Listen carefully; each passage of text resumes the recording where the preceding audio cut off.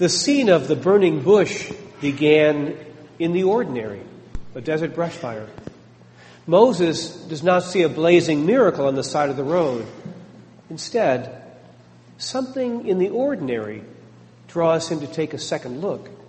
The second look, the curiosity, bequeaths the extraordinary, an encounter with God. That little desert spot becomes holy in an instant. Moses must remove his sandals because he is standing on holy ground. And then, just as quickly, the desert patch returns to normal. The sandals go back on. There's nothing special about the sight. The holy vanishes just as quickly as it is revealed.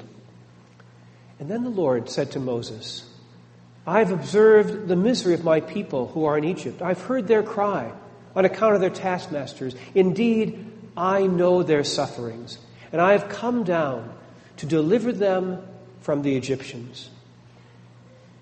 Moses also had seen the Israelites suffering. One day after Moses had grown up, he went out to his people and saw their forced labor. He saw an Egyptian beating a Hebrew, one of his kinsfolk. He looked this way and that, and seeing no one, he killed the Egyptian and hid him in the sand. When he went out the next day, he saw 2 Hebrews fighting, and he said to the one who was in the wrong, Why do you strike your fellow Hebrew? He answered, Who made you ruler and judge over us? Do you mean to kill me as you killed the Egyptian? Then Moses was afraid, and he thought, Surely this thing is known. And when Pharaoh heard of it, he sought to kill Moses. So Moses had to flee to Midian.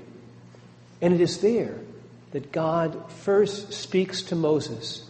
It is precisely because Moses has seen his people suffering that God calls him.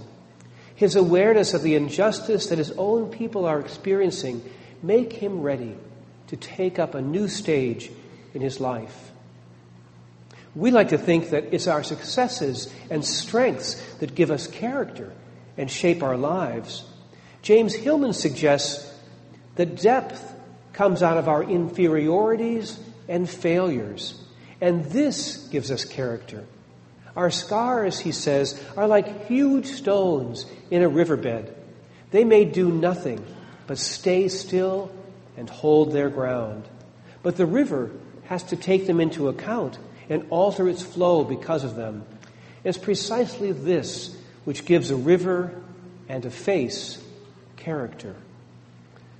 I remember well my own call to priesthood. After I was ordained, my first parish assignment turned out to be a disaster. I was there for 10 months, and I realized on the 3rd day things were not going well. So I like to say it was 9 months and 27 days too long. It was a very painful experience, but only after working through what seemed to me to be a failure did I come to see something that I'd never seen before. It was only then that I realized that God had called me to be a priest. The thing was, up until then, I'd always thought it was my idea. This necessary suffering was needed to let go of my idea if I was to be the priest that God was calling me to be. The encounter with God at the burning bush restores Moses to who he was meant to be. Not an identity-confused murderer, not a stutterer or adoptee, but a child of God. Holiness has restored him to his true self, and his response then is to follow God's moving, opaque presence wherever it takes him. Moses spends his life following God. The trek across the Sinai is his life. After the conversation with God at the burning bush, God reveals his name, I am. But this name both reveals and conceals. But later in chapter 20 in Exodus, God expands the divine name. At the beginning of the 10 Commandments, I am the Lord your God, who brought you out of the land of Egypt. I am a jealous God, punishing, but showing steadfast love. And after the incident with the golden calf that endangered the entire relationship between God and his people, God reaches deep down and reveals another aspect of God's inner name and character. When Moses asks to see God's face, God replies, "You cannot see my face, for no one can see me and live.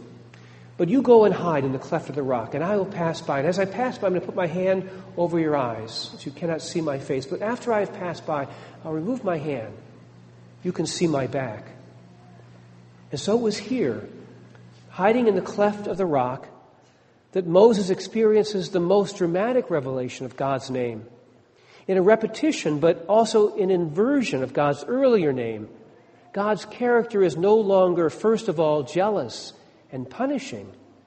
God's name is, first of all, gracious and merciful, slow to anger, abounding in steadfast love. This experience is remembered and sung in Psalm 103. But this encounter is significant. Much of our own experience of God's presence is the same. We rarely see God coming face to face. It's only afterwards, when we look back, that we have a deeper understanding of God's presence in our life.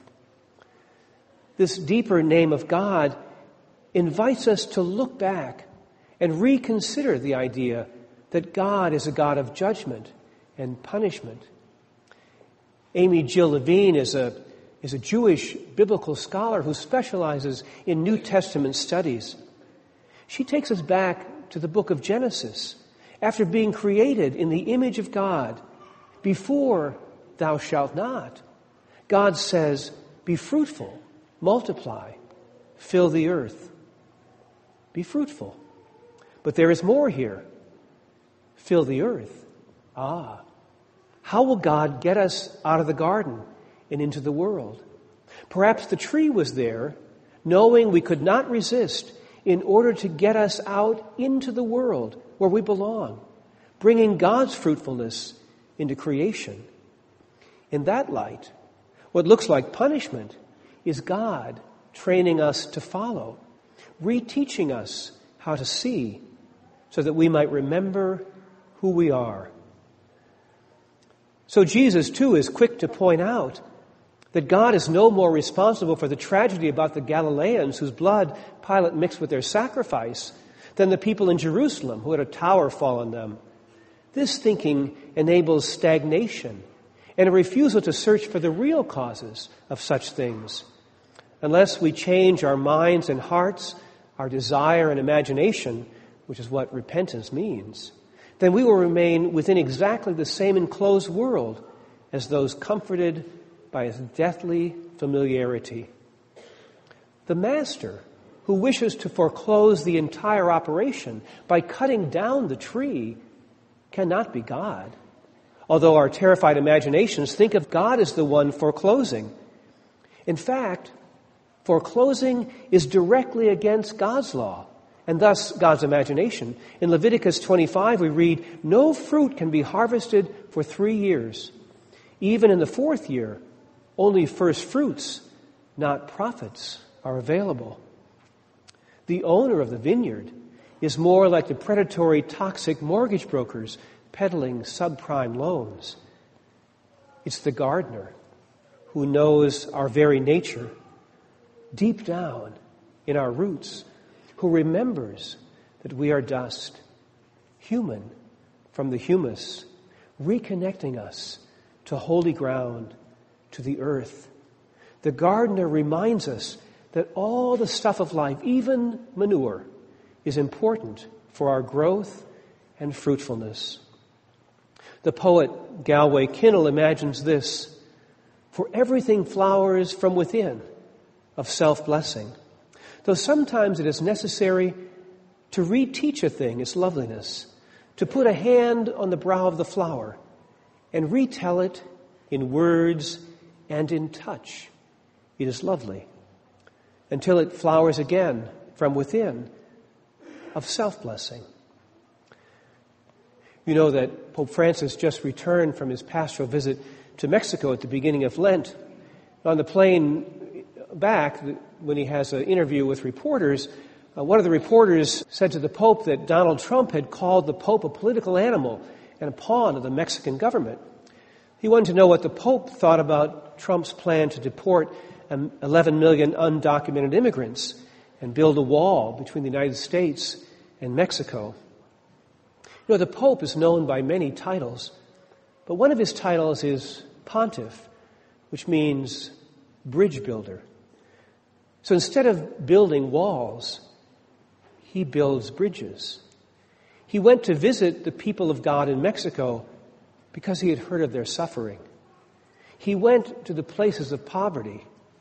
He went to the places of violence. Just as he did in Washington, D.C. when he had lunch with the homeless and then visited a prison. So in Mexico, in Juarez, the Pope went to a prison.